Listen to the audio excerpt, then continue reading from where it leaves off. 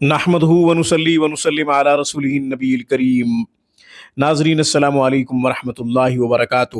ناظرین، آج استخارے کا آسان اور مجرب طریقہ بتاؤں گا۔ انشاءاللہ اس کی برکت سے آپ 3 رات میں آسان استخارہ کر سکیں گے۔ اللہ تعالیٰ کی طرف سے خیر اور شر کا واضح جواب عطا ہوگا انشاءاللہ۔ مسنون دعا کے علاوہ ہزاروں طریقے اولیاء اللہ سے منقول ہیں، ان میں سے آسان طریقے کا آج میں نے چناؤ کیا ہے۔ یہ مجرب المجرب طریقہ ہے۔ اس کی برکت سے انشاءاللہ آپ کے اوپر یہ واضح ہو جائے گا کہ آپ نے یہ کام کرنا ہے یا نہیں کرنا۔ استخارہ کیا ہے؟ استخارہ نام ہے اللہ تعالیٰ سے مشورہ لینے کا، یعنی اللہ تعالیٰ سے یہ مشورہ طلب کیا جاتا ہے کہ یا اللہ، میں یہ کام کر رہا ہوں، میرے لیے اس میں خیر ہے یا شر۔ رسول اللہ صلی اللہ علیہ وسلم نے استخارے کی اہمیت اور فضیلت اس قدر بتائی ہے کہ ہم استخارہ کیے بغیر کوئی کام کریں ہی نہ۔ چنانچہ رسول اللہ صلی اللہ علیہ وسلم نے ارشاد فرمایا، خوش نصیب ہے میرا وہ امتی جو ہر کام میں اللہ تعالیٰ سے صلاح اور مشورہ لے، اور بد نصیب ہے میرا وہ امتی جو کسی بھی کام میں اللہ تعالیٰ سے صلاح اور مشورہ نہ لے۔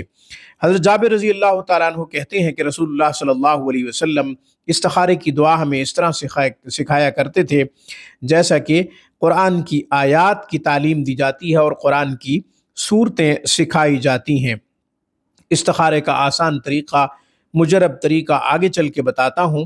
ہمیشہ کی طرح درخواست کروں گا کہ آپ خود بھی قرآن کریم پڑھیں، اپنے بچوں کو بھی صحیح حروف کے ساتھ قرآن پڑھائیں۔ قرآن کریم کی ایک آیت مبارکہ کا پڑھنا 100 رکعت نفل پڑھنے سے زیادہ افضل ہے۔ علم کا ایک باب سیکھنا 1000 رکعت نفل پڑھنے سے زیادہ افضل ہے۔ اپنے بچوں کو قرآن کی خوب تعلیم دیجیے، یہ آپ کے لیے صدقہ جاریہ ہے۔ آن لائن کلاسز کے لیے، علاج معالجہ کے لیے آپ ہم سے رابطہ کر سکتے ہیں۔ ہفتے کے 7 دن 24 گھنٹے ہماری بہترین اور معیاری سروس سے آپ فائدہ اٹھا سکتے ہیں۔ جیسا کہ شروع میں نے عرض کیا ہے کہ آج میں استخارے کا آسان مجرب وظیفہ بتاؤں گا۔ اس کی برکت سے آپ کو انشاءاللہ 3 رات میں واضح ہو جائے گا کہ آپ نے یہ کام کرنا ہے یا نہیں کرنا۔ یاد رکھیں، استخارہ کرنے کے لیے نیند کا کرنا ضروری نہیں ہے، یعنی سونا ضروری نہیں ہے، لیٹنا ضروری نہیں ہے۔ نیند میں استخارے کا اشارہ ملنا یہ بھی ضروری نہیں ہے کہ جو استخارہ کیا ہے اس میں کیا جواب آیا ہے، اس کے لیے نیند کا ہونا یہ شرط نہیں ہے۔ استخارہ کسی بھی وقت کیا جا سکتا ہے۔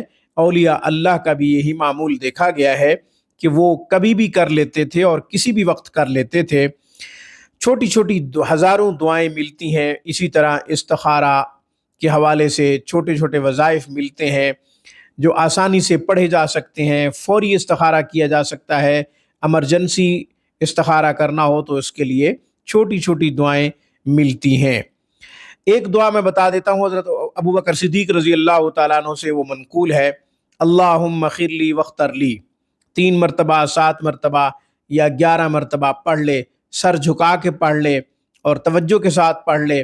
رحمت خداوندی کو متوجہ کرے اپنی طرف، اور پھر یہ دعا پڑھے، اللہ تعالیٰ کی طرف رجوع کرے۔ اللہ تعالیٰ دل میں ڈال دیں گے کہ یہ کام کرنا چاہیے یا نہیں کرنا چاہیے، اس میں خیر ہے یا نہیں ہے۔ اب میں وہ مجرب المجرب طریقہ اور آسان استخارہ بتاتا ہوں جس کے لیے شروع میں نے بات کی ہے۔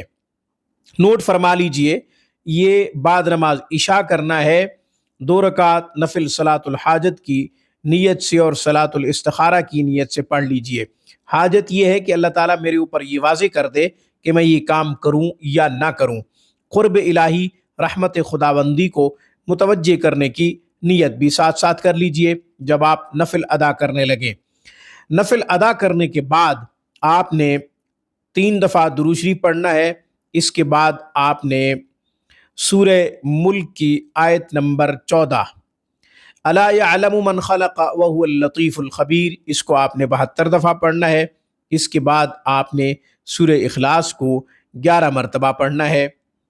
سورہ اخلاص کو 11 مرتبہ پڑھنے کے بعد اپنے کام کو ذہن میں لائیں، تصور میں لائیں اور یوں 3 مرتبہ کہیں अल्लाहुम्मा अरिनी फ़ी मनामी, अल्लाहुम्मा अरिनी फ़ी मनामी, अल्लाहुम्मा अरिनी फ़ी मनामी। ऐ अल्लाह मुझे नींद में दिखा दे, ऐ अल्लाह मुझे ख्वाब में दिखा दे, ऐ अल्लाह मुझे ख्वाब में दिखा दे।